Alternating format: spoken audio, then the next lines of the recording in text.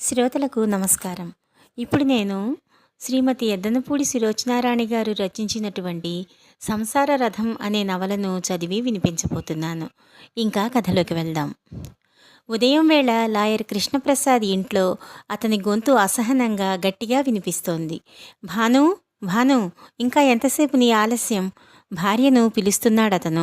తలుపులు మూసి ఉన్న పడక గదిలో నుంచి కోమలంగా ఉన్న కంఠం విసుక్కుంటూ జవాబిచ్చింది. అబ్బబ్బా, వస్తున్నానండి, ఒకే ఒక నిమిషం, అయిపోయింది. అరగంట క్రితం నీ ఈ మాట నమ్మి నేను రెడీ అయి కూర్చున్నాను. ఎంతసేపు అయి నీ ముస్తాబు? అవతల ట్రైన్ వచ్చేసి ఉంటుంది, ఆవిడ వచ్చేస్తుందేమో కూడా. ఏం రాదులండి, స్టేషన్కి కారు తీసుకుని వస్తామని వ్రాసాంగా, ఎదురు చూస్తూ కూర్చుంటుంది. నువ్వు ఒక నిమిషంలో వస్తావా లేక ఏం చేస్తారు? తలుపులు పగలగొడతారా? కారు తీసుకుని నేను ఒక్కడనే వెళ్ళిపోతాను. వెళ్ళండి, మా అన్నయ్యతో చెప్పి మీకు డైవర్స్ ఇచ్చేస్తాను. అబ్బబ్బా, ఈ ఆడవాళ్ళు. అతను అక్కడ పడేసిన పేపర్ తీసుకుని చూస్తూ అటు ఇటు తిరుగుతూ చూస్తున్నాడు. డాడీ, నేను రెడీ. సునీత అక్కడికి వచ్చింది. నువ్వు నేను 2 నిమిషాలలో రెడీ అవుతాను తల్లి. మీ అమ్మ పంక్చుయాలిటీలో మన పరువు తీసేస్తుంది. అయినా ట్రైన్ దగ్గరికి వెళ్ళి బంధువుల్ని ఇంటికి తీసుకొచ్చేటందుకు ఇంత ముస్తాబా? ఇంతలో పడకగది తలుపులు తెరుచుకున్నాయి. మరి నా చీరలన్నీ ఏం చేసుకోమంటారు? భానుమతి యువతలకి వచ్చింది. ఈ కాస్తకే నువ్వు ఇంత ముస్తాబైతే రేపు నాకేదైనా పద్మభూషణ్ లాంటి బిరుదు వచ్చి వెళ్లాల్సి వస్తే అమ్మ 2 రోజులు కావాలంటుంది అంటూ సునీత కిలకిలా నవ్వింది. ఏమండి, ఎందుకు ఆలస్యమైందో చెప్పమంటారా? చెప్పు. తల దూకుంటుంటే చెంపల దగ్గర 2 తెల్ల వెంట్రుకలు కనిపించాయి. అవి చూడగానే అమ్మో, పెద్దదాన్ని అయ్యానే అని భయం వేసింది. జడ వేసుకుంటే ఇంకా బాగుండదని చుట్టుకుందామని చూశాను, కుదరలేదు, బాగా రాలేదు. అందుకని మళ్ళీ జడ వేసుకున్నాను. సరే, నడు నడు. అమ్మకి ఈ మధ్య తన మీద తనకి ఎందుకింత శ్రద్ధ ఎక్కువైందో చెప్పనా డాడీ? చెప్పు. మొన్న వాళ్ళ క్లబ్లో ఒక మెంబరు అమ్మ కంటే నువ్వే చిన్నగా కనిపిస్తున్నావని అంది. My God, really? అతని చిరునవ్వు పెదవుల మీదకి రానియకుండా నిగ్రహించుకున్నాడు. అంటుంది ఆవిడ కళ్ళకి చత్వారం ఉందని తర్వాత తెలిసింది నాకు. భానుమతి మూతి బిగించింది. తండ్రి కూతుళ్ళిద్దరూ ముఖాలు చూసుకున్నారు. అసలు ఈ సునీత అంత కూతురు మీకు ఉందని అంటే ఎవ్వరూ నమ్మటం లేదు. ఇదేమో ఏపుగా పెరిగింది. అందరూ నేను వయసు దాచుకున్నానని అంటున్నారు. మీ ఆడవాళ్ళంతా అంతేనోయ్, ఎవరికి వారు ఎదుటివారికి ఎక్కువ వయసు ఉందని అనుకుంటారు. పద పద అంటూనే అతను బయటికి వచ్చాడు. అతను కారు దగ్గరికి రాబోతుంటే ఇంతలో ఇంటి ముందు టాక్సీ ఆగింది. ముగ్గురు తిరిగి చూశారు. టాక్సీలో నుంచి సన్నగా పొడవుగా ఉన్న ఒక యువతి, ఆమె వెంట 20 సంవత్సరాల యువకుడు దిగారు. ఆమె పర్స్ తెరిచి టాక్సీ డ్రైవర్కి డబ్బు చెల్లిస్తోంది. మై గాడ్, వాళ్ళు రానే వచ్చారు. కృష్ణప్రసాద్ పళ్ళ బిగువున మెల్లగా అనుకున్నాడు. అతను భార్య వైపు కోపంగా చూశాడు. భానుమతి భర్త కోరచూపులు పట్టించుకోలేదు. ఎంతో ఆత్మీయంగా ఆ యువతికి ఎదురు వెళ్ళింది. అయ్యో, మీరు వచ్చేసారా? మేం భయపడుతూనే ఉన్నాం. మేం త్వరగా లేచి ఎప్పుడో రెడీ అయి కూర్చున్నాం. మా వారికి ఉదయమే ఒక క్లయింట్ తగులుకున్నాడు. అతను ఇప్పుడే వెళ్ళాడు. సరిగ్గా ఇల్లు కనుక్కోగలిగారా? అవస్థపడలేదు కదా? లేదు, అంది సత్యవతి. కృష్ణప్రసాద్ భార్య తెలివితేటలకి లోలోపల కోపగించుకున్నా అతికినట్టున్న ఆ అబద్ధానికి ప్రశంసించకుండా ఉండలేకపోయాడు. భానుమతి వాళ్లను సాదరంగా లోపలికి తీసుకుని వచ్చింది. ఇదిగో మా సునీత అంటూ కూతుర్ని పరిచయం చేసింది. సునీత, బాప్రే, ఎంత పెద్దదయ్యింది. సత్యవతి పక్కకు తిరిగి కొడుకుతో, కిరణ్, సునీత అని మీ నాన్న చెబుతూ ఉండేవారే, తనే అంది. తెల్లటి బొచ్చు కుక్క పిల్లని ఎత్తుకుని ఉన్న సునీత చేతులు జోడించింది. అతను ప్రతి నమస్కారం చెయ్యలేదు. సునీత చేతుల్లో ఉన్న కుక్కపిల్ల వైపు అసహ్యంగా చూస్తూ, కుక్కలంటే నాకు చిరాకు, వాటి వల్ల చర్మవ్యాధులు వస్తాయి అన్నాడు. సునీత కళ్ళు రెపరెపలాడాయి. కుక్కపిల్లని గుండెలకు మరింత దగ్గరగా అదుముకుంటూ, కుక్కలంటే నాకు ప్రాణం, కుక్కల్ని ప్రేమించలేని మనుషుల్లో మానవత్వం ఉండదని నా నమ్మకం అంది. సునీత చాలా మాటకారయ్యిందే. కిరణ్, అంకుల్ని విష్ చేయలేదు నువ్వు అంది తల్లి నవ్వు తెచ్చిపెట్టుకుంటూ. కిరణ్ కృష్ణప్రసాద్ చేయి అందుకున్నాడు. అంకుల్, మీరు ఎంత త్వరగా మమ్మల్ని తిరిగి పంపిస్తే మేమంత ధన్యులం అన్నాడు. కృష్ణప్రసాద్ అతన్నే నిశితంగా చూస్తున్నాడు. 4 సంవత్సరాల క్రితం తను చూసిన కిరణ్కి ఇతనికి చాలా వ్యత్యాసం కనిపిస్తోంది. బహుశా గడ్డం మీసం రావటం కారణమేమో, లేక గొంతు బాగా మారి మాటల్లో తెచ్చిపెట్టుకున్న పెద్దరికం రావటమో, ఏదైనా మార్పు స్పష్టంగా కనిపిస్తోంది. రండి లోపలికి, భాను దోవ తీసింది. సునీత కుక్కపిల్లని ఎత్తుకుని కిరణ్ వైపు చురుకుగా చూస్తూ తన గదిలోకి వెళ్ళిపోయింది. వెంకటమ్మ, వెంకటమ్మ, భాను కూడా లోపలికి వెళ్ళింది. కిరణ్ తల్లితో పాటు అక్కడున్న సోఫాలో కూర్చోలేదు. ప్యాంటు జేబులో చేతులు పెట్టుకుని అక్కడ గోడకున్న క్యాలెండర్ని శ్రద్ధగా చూస్తూ నిలబడ్డాడు. ఆయనకి సుస్తీగా ఉండటంతో మీ ఇంటి గృహప్రవేశానికి రాలేకపోయాం. ఆయన ఎంతో బాధపడ్డారు. ఇల్లు చాలా బాగుంది. సత్యవతి ఇల్లు పరిశీలిస్తూ అంది. అవును, వాడికి ఆ మహమ్మారి లాంటి సుస్తీ అప్పుడేగా ప్రారంభమైంది అన్నాడు కృష్ణప్రసాద్. సత్యవతి కళ్ళు చెమ్మగిల్లాయి. అవునన్నట్టు తల ఊపింది. అబ్బా, అప్పుడే 2 సంవత్సరాలు అతను నిట్టూరుస్తూ అన్నాడు. నాకు ఇంకా 2 రోజులే అయినట్టు కూడా లేదు. బ్యాగ్లో నుంచి జేబురుమాలు తీసి తుడుచుకుంటూ అంది. భానుమతి ట్రేలో కాఫీ తీసుకుని వచ్చింది. తీసుకోండి, స్నానం చేసి టిఫిన్ చేద్దురు గాని అంది. కిరణ్, రా కాఫీ తాగు, సత్యవతి పిలిచింది. నో మమ్మీ, నాకు తాగాలని అనిపించటం లేదు. కిరణ్ వెనక్కు తిరగకుండానే అన్నాడు. కాఫీ వద్దంటే పోనీ పాలు తీసుకురానా? భానుమతి అడిగింది. ఏమీ వద్దు. ఏం తాగకుండా ఎలా ఉంటావు బాబు, ఏదైనా తీసుకో. అతను వెనక్కి తిరిగాడు. మీ చేత అన్నిసార్లు చెప్పించుకోవటానికి నేనేమైనా పసిపిల్లవాడినా ఆంటీ? నాకు తాగాలని అనిపించినప్పుడు మిమ్మల్ని అడుగుతాను అని అతను ప్యాంటు జేబుల్లో చేతులు పెట్టుకుని తల్లికెదురుగా ఉన్న సోఫాలో కూర్చున్నాడు. అంకుల్, మేం తిరిగి వెళ్ళటానికి సుమారు ఎన్ని రోజులు పడుతుంది? బాగుంది, నువ్వు వచ్చి ఇంకా చెప్పులైనా విడవలేదు, అప్పుడే వెళ్ళిపోతానంటావు. ఇది ఆస్తి వ్యవహారం, అంత త్వరగా తెములుతుందా? అక్కడ నీకు మాత్రం ఏ రాజకార్యం ఉంది? నీ BA పరీక్ష పోయిందని వ్రాసావుగా, కాలేజీ కూడా లేదయ్యే. కాలేజీ లేకపోతే ఇక లైఫే లేదా మాకు? 24న క్రికెట్ మ్యాచ్ ఉంది. నేను టికెట్ కొన్నాను, తప్పనిసరిగా చూడాలి. అలాగే చూద్దు గాని, గోవర్ధనం గారికి కబురు చేశాను. ఆయన వచ్చిన తర్వాత మీరు ఎప్పుడు వెళ్ళవచ్చునో నేను చెబుతాను. కిరణ్ చూపులు ఇంతలో కిటికీలో నుంచి బయట విరగబూసి ఉన్న గులాబీ చెట్ల మీదకి మళ్ళినాయి. గులాబీలు కొత్త వెరైటీలా ఉన్నాయి అంటూ అక్కడి నుంచి వెళ్ళిపోయాడు. సత్యవతి తాగుతున్న కాఫీ కప్పు పక్కన టేబుల్ మీద పెడుతూ, వీడు నాకు పెద్ద సమస్య అయిపోయాడు. ఆయన ఉంటే ఎలా చూసుకునేవారో, నేను ఒంటరిదాన్ని అయిపోయాను అంది. అదేమిటి సత్యవతి, మేమందరం మీకు లేము అంది భానుమతి. అదే కాస్త బ్రతకటానికి ధైర్యం ఇస్తోంది. ఆ ఆస్తి ఏదైనా వస్తే తప్ప, లేకపోతే నాకు వాడికి తలదాచుకునే నీడ కూడా ఉండదు. భానుమతి సానుభూతిగా సత్యవతి భుజం మీద చెయ్యి ఆనించింది. నువ్వేం దిగులు పడకు, ఆ వ్యవహారం అంతా ఆయన చూస్తారు. ఈ 4 రోజులు హాయిగా ఉండండి ఇక్కడ అంది. ఏమిటి మమ్మీ, ఆ కిరణ్ అలా మాట్లాడతాడే? ఒట్టి క్రాక్లా ఉన్నాడు. తల్లి లోపలికి వచ్చి బట్టలు మార్చుకుంటుంటే అంది సునీత. తప్పు, అలా అనకూడదు. ఆవిడ వింటే బాధపడుతుంది. భానుమతి మందలించింది. వింటే ఏమిటి? అట్లా అతను ప్రవర్తిస్తే బాధపడదా? ఈ క్రాక్ మన ఇంట్లో ఎన్నాళ్ళుంటాడు? అదిగో, అలా అనకూడదని అన్నానా? భానుమతి కళ్ళెర్ర చేసింది. సునీత గునుస్తున్నట్టుగా అంది. లేకపోతే కుక్కపిల్లని ఎత్తుకుంటే చర్మవ్యాధులు వస్తాయట. మహా తెలిసినట్టు చెప్తున్నాడు మమ్మీ. నేను ఇప్పుడే చెబుతున్నాను, ఆ కిరణ్తో నేను చస్తే మాట్లాడను. మీ నాన్నగారి చేత పరాయి వాళ్ళ ముందు తిట్టించుకోవాలని ఉంటే అలాగే చెయ్యి. ఇంతలో అక్కడే ఉన్న వెంకటమ్మ అందుకుంది. నిజంగా ఆ అబ్బాయికి కాస్త పిచ్చి ఉందేమోనమ్మా. ఇంత క్రితం నన్ను చూసి తిరుపతి వెళ్ళి వచ్చారా అని అడుగుతున్నాడు. కాదు నాయన, నా మొగుడు చచ్చి 15 సంవత్సరాలైంది. నా తల అప్పటి నుంచి ఇంతే అన్నాను. వెంకటమ్మ తల తడుముకుంటూ చెబుతుంటే సునీత పకపక నవ్వింది. భానుమతికి కూడా నవ్వు వచ్చింది. ఇంతలో అక్కడికి కృష్ణప్రసాద్ వచ్చాడు. ఏమిటి నవ్వుతున్నారు? ఏం లేదండి. ఏం లేకుండా అలా నవ్వుతారా? ఇంట్లో కొత్త వాళ్ళుంటే ఏదో ఉందని అనుకోరు. కృష్ణప్రసాద్ని చూడగానే వెంకటమ్మ అక్కడి నుంచి వెళ్ళిపోయింది. సునీత కూడా కుక్కపిల్లని ఎత్తుకుని, మమ్మీ జూలీకి స్నానం చేయిస్తాను అంటూ వెళ్ళింది. ఏమోయ్, ఈ పూట భోజనంలోకి ఏం చేయిస్తున్నావు? మడతపెట్టిన చీర బీరువాలో పెడుతున్న భానుమతి ఆశ్చర్యంగా బుగ్గను వేలించుకుని వెనక్కి తిరిగి చూసింది. ఏమిటా ఆశ్చర్యం? అతను దగ్గరగా వచ్చాడు. నేను కాపురానికి వచ్చిన ఇన్నేళ్లకి మీరు మొదటిసారిగా భోజనంలోకి ఏం చేస్తున్నావు అని అడుగుతుంటేను, అది కాదు, వాళ్ళకి మెడ్రాస్ భోజనం అలవాటు, కారం చాలా తక్కువ తింటారు. మీ వెంకటమ్మ గుంటూరు మనిషి కదా, అందుకని ఒకసారి గుర్తు చేద్దామని. పోనీ మీరు కోర్టు మానేసి వంటలో నాకు సాయం చేస్తారా? నువ్వు ఉద్యోగం చేసే భార్యవైతే హాయిగా నేను ఆ పనే చేసేవాడిని. ఇదివరకు ఎన్నోసార్లు చెప్పానుగా. అతను బీరువాల నుండి ఏదో తీసుకుంటున్నట్లుగా చేయి చాచి భార్య భుజాల చుట్టూ వేశాడు. తగ్గు స్వరంలో, ఇంత క్రితం ఆకుపచ్చ రంగు చీర కట్టుకున్నావే, అబ్బా, అప్పుడు నిన్ను చూస్తే. ఆగండి ఆగండి, సునీత రాగలదు.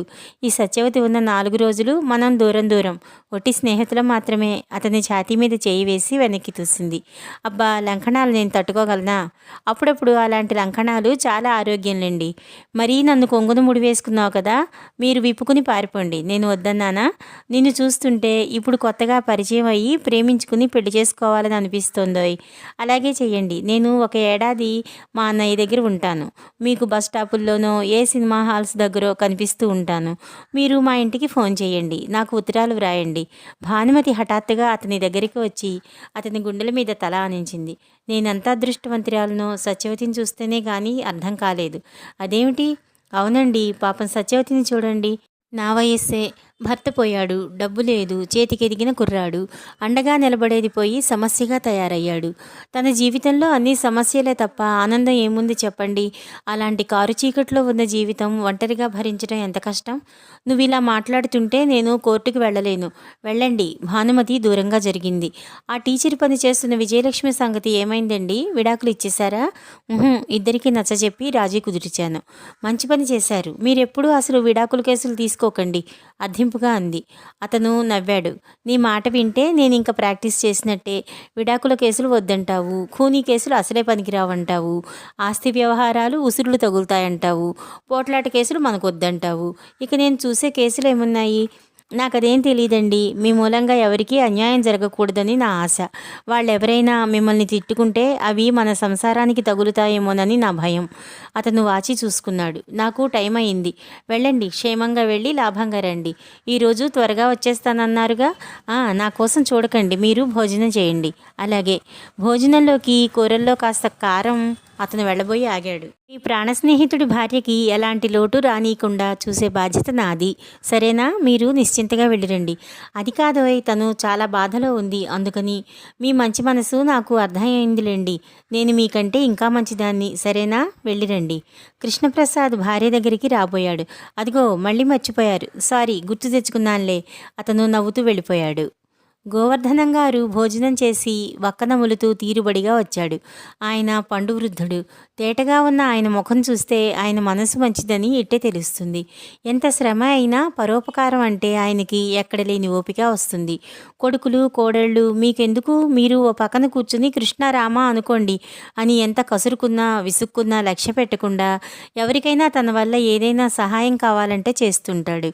ఆయన కృష్ణప్రసాద్కి వరసకి బాబాయ్ అవుతాడు.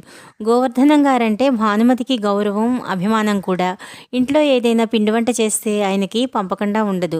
నువ్వు ఆయనకి ఇలా లంచాలు పెట్టి మంచి చేసుకుంటున్నావు, అందుకే ఎవరన్నా లేని అభిమానం నువ్వంటే ఉంది అంటూ కృష్ణప్రసాద్ భార్యని ఏడిపిస్తూ ఉంటాడు.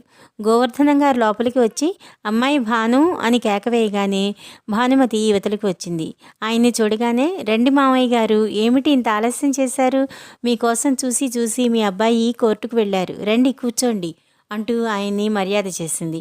నాకు ఒక పనటే అమ్మా, ఎవరెవరో వస్తూనే ఉంటారు. ఇంతకీ ఎవరు? చుట్టాలు వచ్చారట? ఆయన ఆరాగా చూశాడు. ప్రకాశం అని మీ అబ్బాయి స్నేహితుడు లేడు, అతని భార్య కొడుకు వచ్చారు. ఏ ప్రకాశం? మీ రఘురామయ్య కొడుకు ప్రకాశం అండి. ఓహో వాడా, వాడి భార్య కొడుకు వచ్చారా? వాళ్ళ ఆస్తి వ్యవహారాలు తెగలేదా ఏమిటి? లేదు, ఆ పని మీదే వచ్చింది ఆవిడ. పాపం ప్రకాశం పోయి కూడా 2 ఏళ్ళు అవుతుందేమో కదూ? అవునండి, అతను పోయిన తరువాత వాళ్ళిద్దరూ చాలా ఇబ్బంది పడుతున్నారు. అవునట, కృష్ణుడు అప్పుడొకసారి చెప్పాడులే. ఇంతకీ రఘురామయ్య ఏమంటాడట? ఇష్టం వచ్చింది చేసుకోమంటున్నాడుట. ఆస్తిలో చిల్లిగవ్వ ఇవ్వుడుట. కొడుకు పోట్లాడి వెళ్ళాడని ఆయన మంట. ఏమిటో ఈ మనుష్యులు, చచ్చిపోయిన తర్వాత కూడా సాధింపులు ఎందుకో. మీ అబ్బాయి కూడా అదే అంటున్నారు. అతను పోయాడు, వాళ్ళు చాలా ఇబ్బందుల్లో ఉన్నారు, కనీసం మనవడి ముఖం అయినా చూడమంటారు. ఆయన అదేం వినకుండా దూకుడుగా మాట్లాడుతున్నాడు. మీ అబ్బాయి మిమ్మల్ని మధ్యవర్తిగా పెట్టి కోర్టులు వ్యవహారాల వరకు వెళ్లకుండా చూడాలని ఆలోచిస్తున్నారు. ఆ రఘురామయ్య చాలా కోపిష్టి మనిషి భాను, మన మాట అసలు వినిపించుకోడు. మీరట్లా అనకండి. మీరు తలుచుకుంటే విడతీయలేని చిక్కులేముంటాయి? పాపం కుర్రవాడికి ఇంకా రెక్కలు రాలేదు. అతని చదువు, ఇంటి ఖర్చు అంటే ఎంత డబ్బు కావాలో చూడండి. కనీసం ఆ కుర్రాడి చదువు కోసమైనా కొంత మొత్తం ఇస్తే. ఆవిడికి పుట్టింటి తరఫున ఎవరూ లేరా? పేరుకి ఉంటే మాత్రం ఏం ప్రయోజనం లేండి. ఎవ్వరూ చిటికిన వేలెత్తి సహాయం చెయ్యరు. అయ్యో పాపం, నిజంగా జాలేస్తుందండి. సరే, మన ప్రయత్నం మనం చేద్దాం, తర్వాత వాళ్ళ అదృష్టం. అంతేలేండి, మనకు చేతనైన సాయం మనం చేసిన తర్వాత ఆ మాట ఎలాగో అనుకోక తప్పదు. ఉండండి, ఆవిడిని పిలుచుకొస్తాను అంటూ భాను లోపలికి వెళ్ళింది. సత్యవతి, గోవర్ధనం గారు వచ్చారు రా అని పిలిచింది. కిరణ్ అక్కడ మంచం మీద పడుకుని పుస్తకం తిరగేస్తున్నాడు. సత్యవతి భానుమతి వెంట వస్తుంటే వెనుకగా అతను కూడా వచ్చాడు. ఈమెనండి సత్యవతి, భానుమతి పరిచయం చేసింది. సత్యవతి నమస్కరించింది. సత్యవతికి దాదాపుగా భానుమతి వయసే ఉంటుంది. పాపం ఎంతో జీవితం వయసు ముందు ఉండగా దేవుడు నుదుట కుంకుమని తుడిచేశాడు. గోవర్ధనం గారు సానుభూతిగా చూశారు. తాతగారు, గోవర్ధనం గారంటే మీరేనా? కిరణ్ ఆరితేరిన వాడిలా వచ్చి ఆయన్ని పలకరించి పక్క కుర్చీలో కూర్చున్నాడు. అవును, నీ పేరేమిటి అన్నారాయన. కిరణ్ కుమార్. మీ పేరు భలేగా ఉందండి. గోవర్ధనం గారంటే మీకు పెద్ద పిలక, ముఖాన నామాలు, మెడలో తులసి పూసలు ఉంటాయనుకున్నాను సుమా. కిరణ్, తల్లి మందలింపుగా చూసింది. గోవర్ధనం గారు ఆ మాటకి ఇబ్బంది పడలేదు, పెద్దగా నవ్వాడు. కిరణ్ ఆయన పళ్ళవైపు పరీక్షగా చూశాడు. అరే, మీరింత ముసలివారు, మీ పళ్ళన్నీ ఉన్నాయి, కట్టుడు పళ్ళావి? ఆయన ఇంకా నవ్వారు. లాగి చూస్తావా, భలే కుర్రాడివి నువ్వు అంటూ నవ్వుతూనే అతని వీపు మీద ఒక చరుపు చరిచారు. కిరణ్ వీపు అదిరిపోయింది, ముఖం వెలవెలాపోయింది. తాతగారంటే ఏమిటో తెలిసిందా ఇప్పుడు? భానుమతి నవ్వు ఆపుకుంటూ అంది. తాతగారి మాటలు విని కుక్కపిల్లని ఎత్తుకుని పరిగెత్తుకుని అప్పటికే అక్కడికి వచ్చిన సునీత ఇది చూసి తాతగారితో పాటు తను కూడా విరగబడి నవ్వింది. కిరణ్ కోపంగా చూశాడు. తాతయ్య, ఎప్పుడు వచ్చావు? నవ్వుతూ వచ్చి ఆయన పక్కన కుర్చీలో కూర్చుంది. సునీత చేతిలో నుంచి జారిన జూలీ తాతగారి మీదకి ఎగబాకింది. అయ్యో, మాటల్లో పడి నీ సంగతే మర్చిపోయాను. ఇదిగో నీ లంచం. తాతగారు లాల్చీ జేబులో నుంచి చాక్లెట్ తీసి దాని నోటికి అందించారు. అది తిన్న జూలీ వెనక కాళ్ళ మీద నిలబడి ఒక కాలు చాచి ఆయన చేతి మీద పెట్టింది. థ్యాంక్స్ చెప్తున్నావా? నో మెన్షన్ ప్లీజ్ అన్నారాయన. జూలీ నేల మీద కాళ్ళు ఆనగానే కిరణ్ దగ్గరికి వెళ్ళింది. చీపా దగ్గరకు వచ్చి వాసన చూడబోతున్న దాని మూతి మీద ఈడ్చి తన్నాడు కిరణ్. అది కుయ్యమని అరిచి వెనక్కి వెళ్ళింది. అప్పటికే సునీత కుర్చీలో నుంచి మెరుపులా వచ్చి దాన్ని ఎత్తుకుని గుండెలకి అదుముకుంది. అంతటితో ఆగలేదు. యూ ఇడియట్ అంటూ కిరణ్ వైపు వెళ్ళి అతని మీదకి చెయ్యి ఎత్తింది. సునీ, భానుమతి అరిచింది. చప్పున వచ్చి సునీత చెయ్యి పట్టి వెనక్కి లాగకపోతే కిరణ్ చెంప మీద ఆ చెయ్యి చెళ్ళున వాలేదే. చూడు మమ్మీ, ఈ రాస్కేల్ నా కుక్కని ఎలా తన్నాడో. సునీత కళ్ళలో నీళ్లు గిర్రను తిరిగాయి. సునీ, నువ్వు ముందు లోపలికి పో. భానుమతి కళ్ళెర్ర చూసింది. నేను వెళ్ళను. అతన్ని జూలీకి క్షమాపణ చెప్పమను. నాన్సెన్స్, వెధవ కుక్కకి క్షమాపణ? నన్ను తిట్టినందుకు ముందు నువ్వు నాకు చెప్పాలి. కిరణ్ కుర్చీలోంచి ఆవేశంగా లేచాడు. కిరణ్, ఇది మన ఇల్లు కాదన్న సంగతి మర్చిపోతున్నావు. తల్లి అతని చెయ్యి పట్టుకుంది. ఏమిటమ్మా, మన ఇల్లు కానంత మాత్రాన అడ్డమైన మాటలు పడాలా? నువ్వు కాసేపు బయటికి వెళ్ళు ప్లీజ్. సునీ, నువ్వు లోపలికి పో. ఇంకొక మాట మాట్లాడావా ఊరుకోను. సునీత కిరణ్ వైపు నమిలి మింగేటట్టుగా చూసి తల్లి మాటని మన్నించి తన గదిలోకి వెళ్ళిపోయింది. కిరణ్ సునీత చంకలోని కుక్కని ఈ ప్రపంచంలో ఎన్నడూ చూడనంత అసహ్యమైన వస్తువుని చూసినట్టుగా చూస్తూ బయటికి వెళ్ళిపోయాడు. సునీత గది లోపలికి, కిరణ్ గది బయటికి వెళ్ళిపోగానే భానుమతి, సత్యవతి ఏం మాట్లాడాలో తోచినట్టుగా ఇబ్బందిగా చూస్తూ నిలబడిపోయారు. అబ్బబ్బా, ఇప్పటి పిల్లలు ఒట్టి కోడిపుంజులు, కారణం లేకుండానే కాలు దూవుతుంటారు. తాతగారు నెత్తిమీదనున్న 2 పరకల జుట్టుని సరిచేసుకుంటూ అన్నారు. నువ్వేమీ అనుకోకు సత్యవతి. దాని కుక్కపిల్లని ఏదైనా అంటే సునీత ఊరుకోదు అంది భానుమతి. ఇందులో సునీత తప్పేం లేదు, అంతా వాడిదే పొరపాటు. నేను చెప్పలేదు. కిరణ్ ఒట్టి ఆకతాయిగా తయారయ్యాడు. ఇదంతా నా దురదృష్టం. సత్యవతికి ఏడుపు ఆపుకోలేనట్టుగా అక్కడున్న కుర్చీలో కూలబడి ముఖాన చేతులు కప్పుకుంది. ఇంతలో కృష్ణప్రసాద్ లోపలికి వచ్చాడు. ఏమిటది, ఏమైంది? ఏడుస్తున్న సత్యవతిని చూడగానే కంగారుగా అన్నాడు. సత్యవతి అతని మాట వినగానే చప్పున కళ్ళు తుడుచుకుని ముక్కు ఎగబీల్చి లేచి అక్కడి నుంచి లోపలికి వెళ్ళిపోయింది. కృష్ణప్రసాద్ భార్య వైపు చూశాడు. అతనికి ఎప్పటిలా ఆ ముఖంలో కళ్ళతోనే చెప్పే జవాబు దొరకలేదు.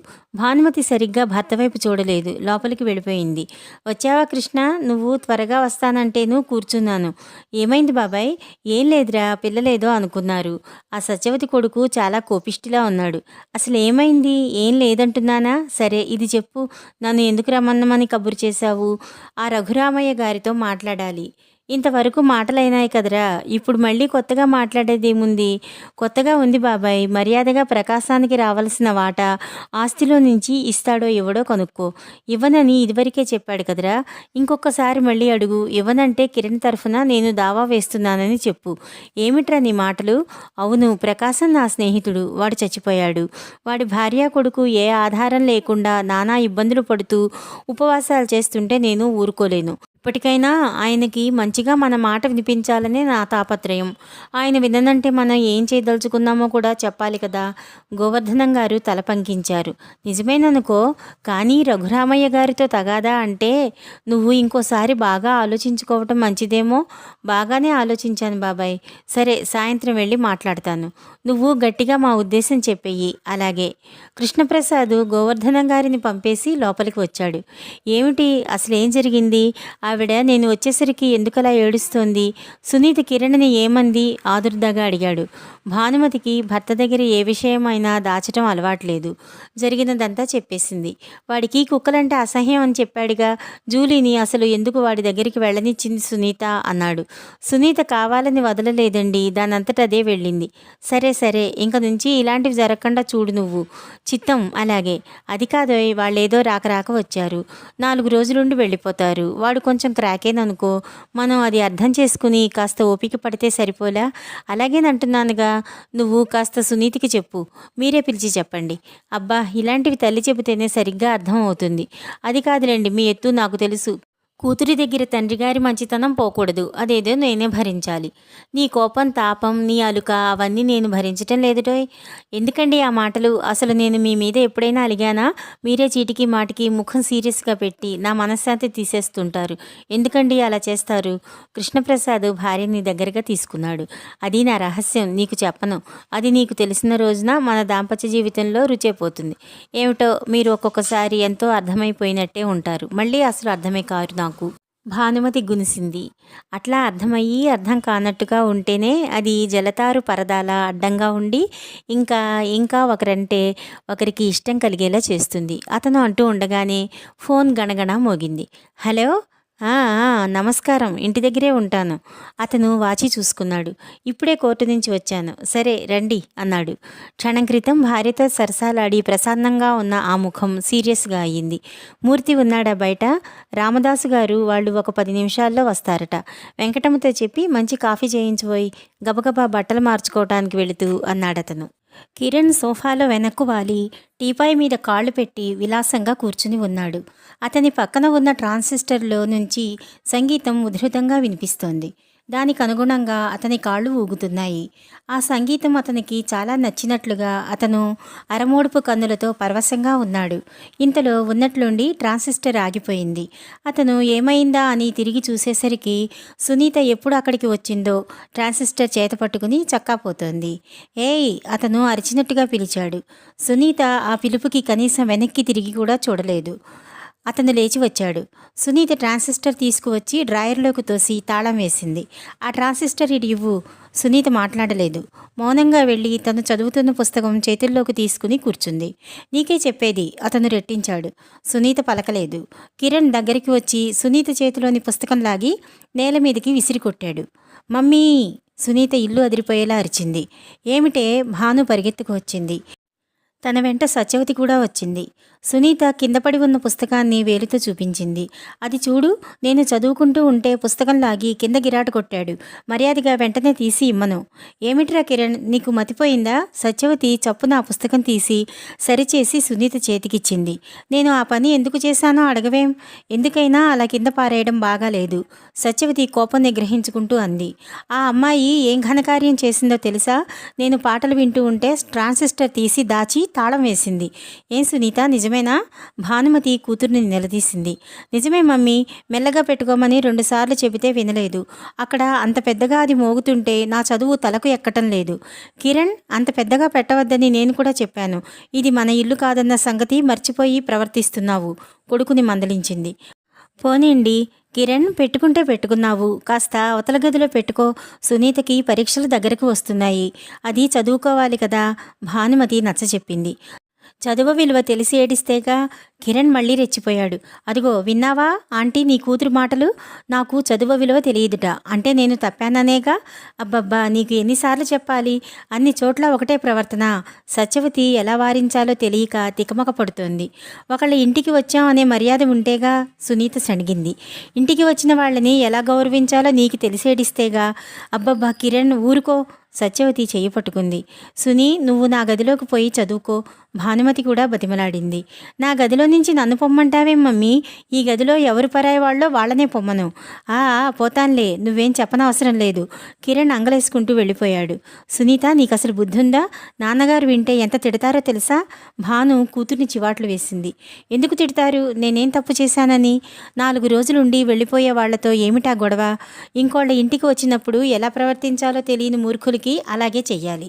అబ్బబ్బా, మీరు పిల్లలు కారు, దెయ్యాలు. భాను విసుక్కుంటూ వెళ్ళింది. కిరణ్ గదిలోకి వచ్చి గబగబా పెట్టి సర్దుకున్నాడు. ఏమిటో ఆ తొందర నీకు?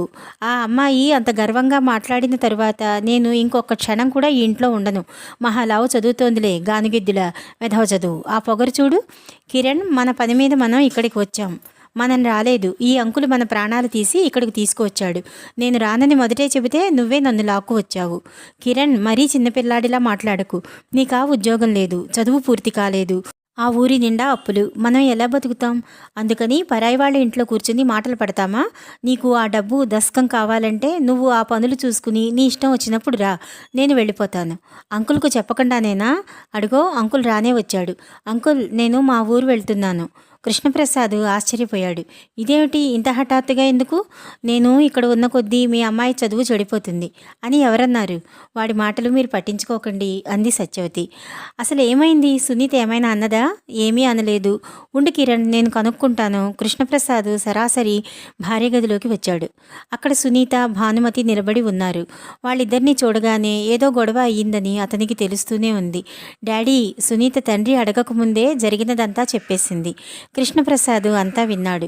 సునీ, వచ్చి కిరణ్కి ఇంకెప్పుడు అలా చేయనని క్షమాపణ చెప్పు. ఇప్పుడు నేను ఏం తప్పు చేశాను డాడీ? నువ్వు తప్పేం చేయలేదు. నేను చెప్పమంటున్నాను, చెప్పు. మీరు చెప్పమన్నారు కదా అని చేయని తప్పుకి నేను తలవంచాలా డాడీ? నీకు దీనికి సమాధానం తర్వాత చెబుతాను. మొదట నేను చెప్పినట్టు చెయ్యి. ఈ ట్రాన్సిస్టర్ తీసుకువెళ్ళి అతనికి ఇవ్వు. సునీత తండ్రి వైపు చూసింది. తర్వాత అది తీసుకుని వచ్చి కిరణ్ పక్కన పెట్టి, ఎక్స్క్యూజ్ మీ, మెల్లని కంఠంతో అనేసి గిరుక్కుని వెనక్కి తిరిగి తల్లి దగ్గరికి పరిగెత్తింది. ఛీఛీ, ఈ కాస్త దానికైనా మీ నాన్న ఏది చెప్పినా నీ మంచిగా చెబుతారు. లేదు, నాన్నకి ఆ కిరణ్ అంటేనే ఇష్టం, సునీత ఏడుస్తూ అంది. మరీ పసిపిల్లలా మాట్లాడకు, కూతుర్ని మందలించింది భానుమతి. ఈ దెయ్యం మన ఇంట్లోంచి ఎప్పుడు పోతుంది మమ్మీ? చిచి, అట్లా అనకూడదు. పైకి అందే కానీ భానుమతికి కూడా కిరణ్ ప్రవర్తన చిరాకు తెప్పించింది. రాత్రి 10 గంటలయ్యింది. కృష్ణప్రసాద్ చూస్తున్న ఫైల్స్ సర్ది టేబుల్ మీద పక్కకు పెట్టి గడియారానికి సరిగ్గా 4 గంటలకి అలారం కొట్టేటట్టు కీ ఇచ్చి వచ్చి మంచం మీద కూర్చున్నాడు. అంతక్రితమే భానుమతి వచ్చి పడుకుంది. కళ్ళు మూసుకుని కదలికలేనట్టు పడుకున్నా ఆ ముఖంలో గాఢంగా నిద్రపోతున్న ఛాయలేమీ కనిపించలేదు. క్షణంసేపు భార్యని పరిశీలనగా చూసిన అతను కాళ్ల దగ్గర పడి ఉన్న రగ్గు తీసి భానుమతి నడుం వరకు కప్పాడు. భానుమతి ఆ పని ఇష్టం లేని దానిలా చేతులతో రగ్గును అవతలకు తోసేసి పక్కకు తిరిగి పడుకుంది. నీకు చలివేస్తుందని అనుకున్నానోయ్, క్షమాపణగా అన్నాడు. ఒళ్ళు మండిపోతోందండి, తీవ్రంగా అంది. అతను చకితుడైనట్టు చూశాడు. ఎందుకట? ఎందుకో మీకు తెలియదన్నమాట. అంతేలేండి, మీరు ఎలాంటి చికాకు లేకుండా ఏకాగ్రతగా ఫైల్స్ చూసుకుంటుంటే నేను అప్పుడే అనుకున్నాను. కృష్ణప్రసాద్ తను చేసిన అపరాధం ఏమిటా అని గుర్తు చేసుకోవటానికి ప్రయత్నించాడు. అతని బుర్రలో ఏదైనా కేసును గురించిన ఆలోచనలు ప్రారంభం అయినాయంటే ఇంకా మరేది గుర్తుండదు. సాయంత్రం వచ్చిన వాళ్ళు ఖూనీ కేసులో చిక్కుకున్న వ్యక్తులు. వాళ్ళు ఎంతో నిజాయితీగా తాము నిర్దోషులం అని చెబుతున్నా వాళ్ళ మాటల్లో నిజాయితీ పాలలో నీళ్లల్లా ఎంత కల్తీ ఉందా అని అతను ఆలోచిస్తున్నాడు. వృత్తిరీత్యా అతను దగ్గరకు వచ్చిన కేసును తీసుకోక తప్పదు. కానీ ఆ తీసుకోకముందే దాని విషయంలో తను ఎంతవరకు నెగ్గగలనా అని ఆలోచించి జాగ్రత్త పడటం అతనికి అలవాటు. ఈ జాగరూకత, విచక్షణ మూలంగా అతను తీసుకున్న చాలా కేసులు గెలవటం, అతను సమర్థుడైన లాయరు అని పేరు తెచ్చుకోవటం జరుగుతోంది. ఏదైనా కొత్త కేసు అతని మనసులోకి వచ్చిందంటే ఇంకా ఇంటి విషయాలేమీ గుర్తుండవు. అతనికి భార్యతో ఒంటరిగా గడిపే టైమే చాలా తక్కువ. సునీత పెద్దదైన తర్వాత కాలేజీ విషయాలు, జీవితాన్ని గురించిన ధర్మ సందేహాలు, ఎన్నెన్నో తండ్రితో మాట్లాడాలని ఉత్సాహం చూపుతుంది. కృష్ణప్రసాద్ కూడా కూతురి మనసులో రెక్కలు విప్పుకుంటున్న ఆలోచనల కుసుమాన్ని ఆసక్తిగా గమనిస్తూ ఒక స్నేహితుడిలా ఆమె సందేహాలని తీర్చడానికి ప్రయత్నిస్తూ ఉంటాడు. ఆ విధంగా అతనికి అతి తక్కువగా మిగిలే ఒంటరి సమయం మరింత తక్కువై భార్యాభర్తల మధ్య ఎప్పుడో కానీ ఏకాంతం మిగిలే అవకాశం రాదు. అపురూపంగా లభించే ఆ కాస్త వ్యవధిలోనే అతను చిన్నపిల్లవాడిలా చిలిపిగా ప్రవర్తించి మానసికమైన భారం, వృత్తిరీత్యా పొందిన అలజడి తీర్చుకోవాలని చూస్తాడు.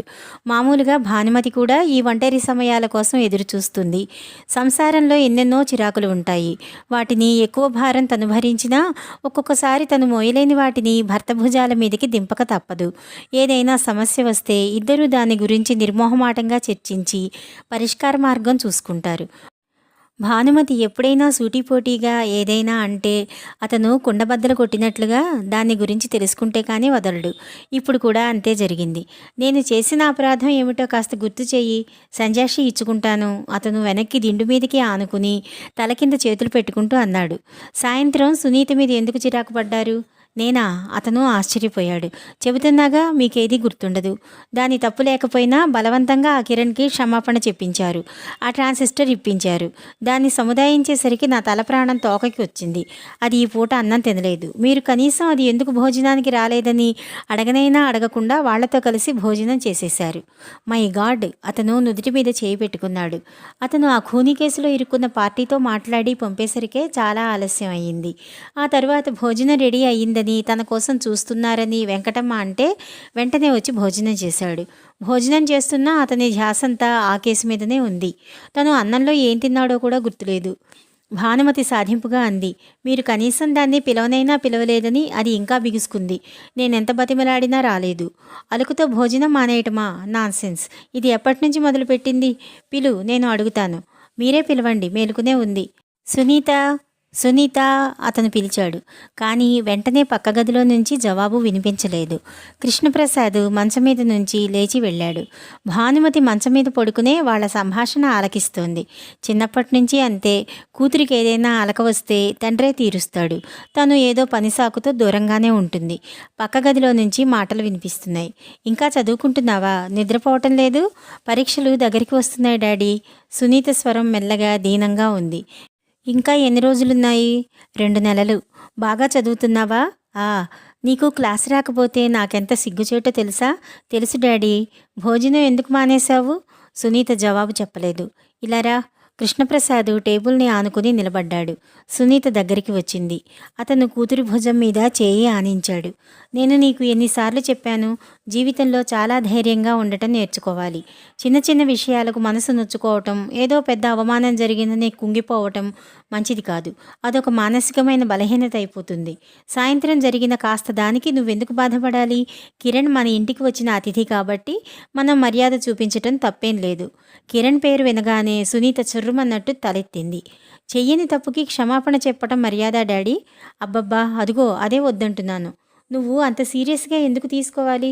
అతనేదో గొడవ మనిషి, మనం సర్దుకుపోయాం. నా దృష్టిలో అంతే. అది అతనికి అలుసు. రేపు ట్రాన్సిస్టర్ బిగ్గరగా పెడితే వద్దని నేను ఎలా అనగలను? అంటే మాత్రం అతను వింటాడా? నేను చెబుతానుగా. అయినా సునీ, ఇంత చిన్న విషయాన్ని ఎంత పెద్దదిగా చేసావో చూడు. నువ్వు అన్నం తినలేదు, నిద్రపోలేదు, నన్ను నిద్రపోనీయలేదు. Sorry daddy. అతను కూతురి భుజాల చుట్టూ చేయి వేశాడు. ఆప్తమిత్రుడిలా నచ్చ చెప్పుతున్నట్టుగా అన్నాడు. సునీ, జీవితంలో పట్టుదల, ఆవేశం ఎంత తగ్గించుకుంటే మనిషికి అంత సుఖం. వీటిని కాస్త పెంచుకున్నామా అవి ఇనుప చువ్వలై మన జీవితాల్ని పంజరంగా మార్చేస్తాయి. సాటి మనిషిని క్షమించటంలో ఉన్న సుఖం ద్వేషించటంలో లేదు. కిరణ్ ప్రవర్తన విపరీతంగా ఉన్న మాట నిజమే. కానీ నువ్వు ఒక్క నిమిషం నా వైపు ఆలోచించు. వాడు నా స్నేహితుడి కొడుకు. వాడిని చూస్తుంటే నాకు కిరణ్ గుర్తుకురాడు, నా స్నేహితుడే గుర్తుకు వస్తాడు. అండదండలు లేకుండా అస్తవ్యస్తంగా ఉన్న ఆ కుటుంబాన్ని ఆదుకుని ఒక మార్గానికి తెస్తే నాకు చాలా హాయిగా ఉంటుంది. వాళ్ళకి ఇంత ఇబ్బంది పరిస్థితుల్లో సహాయపడుతున్న మనం అంటే గౌరవం ఉండాలి. అది లేని బుద్ధిహీనుడనుకో, మనం ఆ అమాయకత్వానికి, అవివేకానికి నవ్వుకుని వదిలేద్దాం. ఏమంటావు? సునీత ముఖం తేటగా అయ్యింది. పెదవుల మీదికి చిరునవ్వు వచ్చింది. తలెత్తి తండ్రి వైపు చూసింది. స్నేహపూరితంగా ఉన్న తండ్రి చూపులు చూస్తుంటే సునీతకి ఎంతో సంతోషంగా అనిపించింది. అంతవరకు ఉన్న దుఃఖం మాయమైంది. అలాగే డాడీ అంది. ప్రామిస్? అతను చేయి చాచాడు. ప్రామిస్ తండ్రి చేతికి చేయి అందించింది. Thank you. ఇంకో సంగతి కూడా చెబుతున్నాను. ఎప్పుడైనా నీకు కోపం వస్తే భోజనం చేసి అలుక వహించాలి కానీ భోజనం మానకూడదు. అన్నం మానేస్తే నీకు నిద్ర రాదు. నిద్ర రాకపోతే నీకు నీరసం వస్తుంది. నీరసం వస్తే చదవలేవు. చదవలేకపోతే ఇంకా నీ మీద నీకే కోపం వస్తుంది. చూసావా, ఒక్క ఆలోచనకి మన దైనందిన జీవితానికి ఎంత లంకె ఉందో. మీ అమ్మ చూడు, ఎప్పుడైనా భోజనం మానేస్తుందా కోపం వస్తే?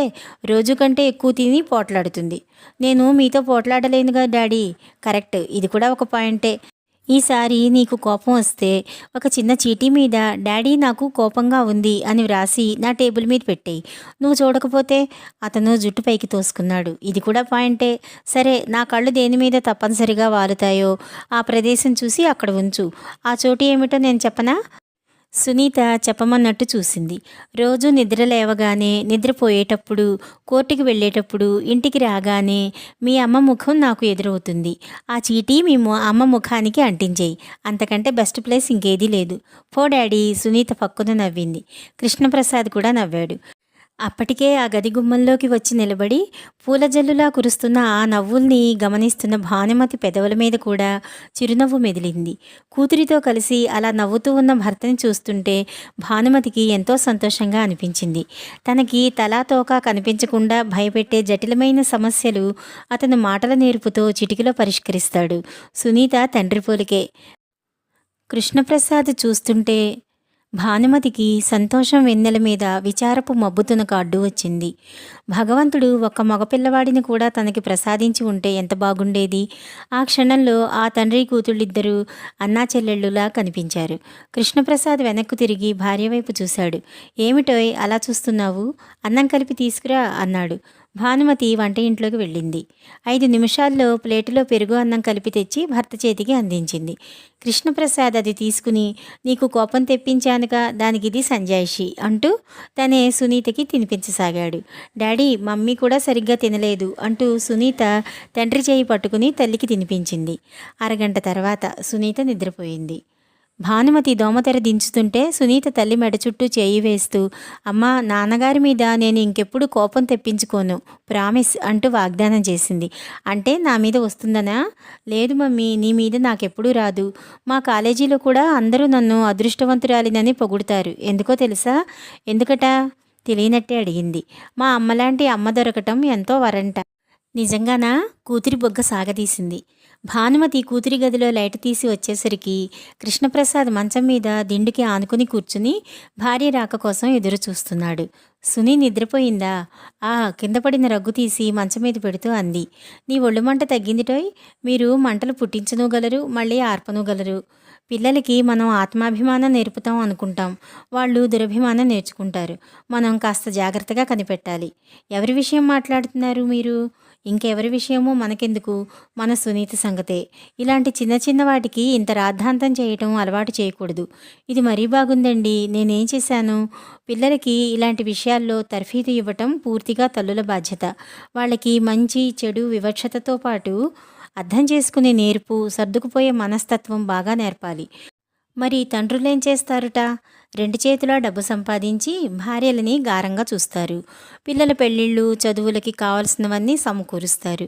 చూడు, ఇలా భార్యాభర్తలిద్దరూ బాధ్యతలు పంచుకుంటే జీవితాన్ని సులభమైన కేసులా గెలిచేయవచ్చు. ఏమంటావ్? కృష్ణప్రసాద్ లైట్ తీసేశాడు. మరుక్షణంలో అతని చేతులు భార్యని చుట్టేశాయి. వీళ్ళు మన ఇంట్లో ఇంకా ఎన్ని రోజులుంటారండి? భర్త ఛాతీ మీద తల ఆనించుకుని అడిగింది. ఎన్ని రోజులుంటే మాత్రం నీకేం నష్టం చెప్పు? నష్టం ఏమీ లేదనుకోండి, కానీ కొంచెం ఇబ్బంది ఉందండి. ఏమిటో అది? ఆ పిల్లాడో కోడిపుంజు. సునీతకి అతనికి మొదట్లోనే బెడిసికొట్టింది. అది నేను సరిచేస్తానుగా. చూడు భాను, నేను ఎంతమందికో ఎన్ని రకాలుగానో సహాయం చేస్తున్నాను. నా స్నేహితుడి భార్య, కొడుకు, వాళ్ళని ఆదుకోవటంలో వింతలేదుగా. ఇందులో నీకేదైనా ఇబ్బంది కలిగితే నా కోసం భరించాలి, తప్పదు. అలాగేనండి, అలాగే. ఇంక ముందెప్పుడు వాళ్ళ మీద నేను ఫిర్యాదు చేయను, సరేనా? భానుమతి వాగ్దానం ఇచ్చింది. దీని యొక్క కొనసాగింపు కథను సంసార రథం 2వ భాగంలో తెలుసుకుందాం. నమస్కారం.